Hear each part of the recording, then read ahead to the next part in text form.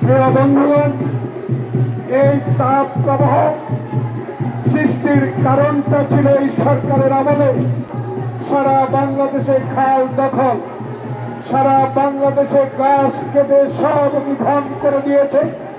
যে গাছের বয়স 5 বছর না, সেই গাছকে টেন্ডার দিয়ে আওয়ামী যুবলীগ ছাত্রলীগের হাতে সঁপে দিয়েছে।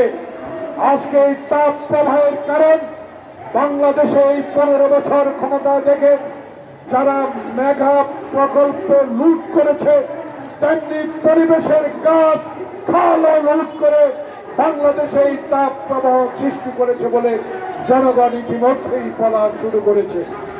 শিক্ষাখাতে দুর্নীতি একাত্তর সালে অর্থপাস আপনারাই সৃষ্টি করেছেন।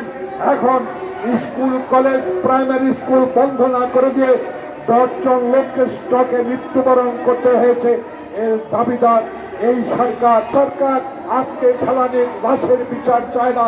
আজকে সীমান্তে গুলি করে নিয়মিত মানুষ মারা হচ্ছে, সেই দিকে সরকারের কোনো খেয়াল থাকে না।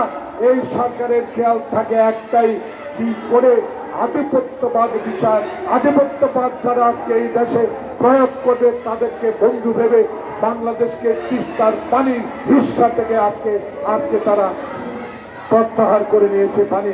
প্রিয় ভাইরা, আজকে তাই বলতে চাই, আমরা নির্দলীয় সরকার অধীনে নির্বাচন, আমরা আপনার অধীনে কোনো নির্বাচনে যাব না।